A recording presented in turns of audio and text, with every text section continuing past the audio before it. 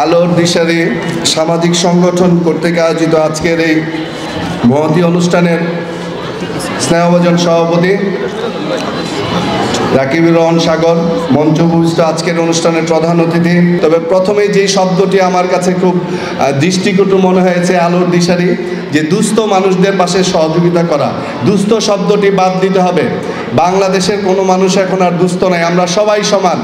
আমাদের দলের আদর্শ হচ্ছে বাংলাদেশের মানুষের পাশে এসে দাঁড়ানো, সাধারণ মানুষের পাশে এসে দাঁড়ানো। আমরা সবাই ভাই ভাই, সবাই আমরা সমান।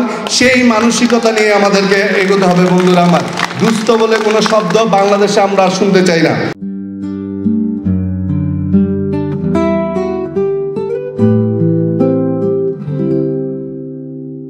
মনে রাখতে হবে একটি কথা, সবার আগে বাংলাদেশ।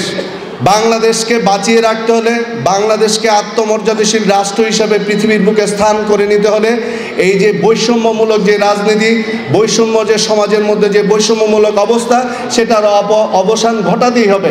আমাদের নেতা জনাব তারেক রহমানের স্পষ্ট বার্তা, বাংলাদেশের মানুষের মাঝে হৃদয়ের স্থান করে নেওয়ার জন্য প্রত্যেকটি মানুষকে আন্তরিকতার বন্ধনে আবদ্ধ হতে হবে। আমাদের মধ্যে কোনো দ্বিধা বিভেদ রাখা চলবে না। সমাজের যারা মুরব্বী আছেন, সিনিয়র আছেন, সবাইকে সম্মান করতে হবে। যারা রাজনৈতিক দলের নেতাকর্মী আছেন, তাদেরকে নতুনভাবে নিজেদেরকে গড়তে হবে।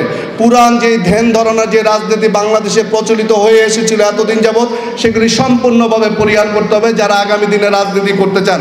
সবার কাছে আহ্বান থাকবে, প্রধান অতিথি বক্তব্য দিবেন। শেষ একটি কথার মাধ্যমে শেষ করতে চাই। মনে রাখতে হবে, আমাদের যে দলের ভারপ্রাপ্ত চেয়ারম্যান তারেক রহমান, ওনার যে স্পষ্ট বার্তা, সেটা হৃদয়ে লালন করতে হবে। কথায় একটা, কাজে একটা, অন্তরে একটা, এই ত্রিমুখী চরিত্রের যে সংমিশ্রণ আমাদের অনেকের মাঝে ছিল, সেগুলি টোটালি বাদ দিতে হবে। মুখে যা বলতে হবে, অন্তরে সেটা লালন করতে হবে, কাজেও সেটা প্রমাণ করতে হবে। অতএব আমরা যারা রাজনীতি করি, আমরা জনগণের কল্যাণের জন্য, মানুষের পাশে থাকার জন্য নিজেদেরকে যে উৎসর্গ করে দেওয়ার কথা বলি, সেটা আমাদের কাজে প্রমাণিত করতে হবে। আজকে যেই অনুষ্ঠানের আয়োজক যারা এই আলোর দিশারি একটি সামাজিক সংগঠনের মাধ্যমে যদিও এই অনুষ্ঠানটি আয়োজিত হয়েছে, তারপর তারা সবাই রাজনৈতিক ব্যক্তিত্ব।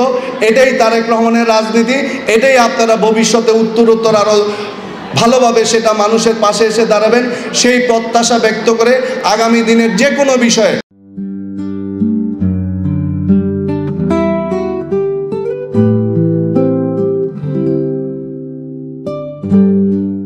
যে কোনো মানুষের পাশে, মানুষের দুঃখ দুর্দশা লাঘবের জন্য, পাশে থাকার জন্য যখন যা কিছু বলবেন, আমাদের জাতীয়তাবাদী দলের প্রত্যেকটি নেতাকর্মীরা আপনাদের পাশে থেকে সহযোগিতা করার জন্য সর্বদা প্রস্তুত রয়েছে।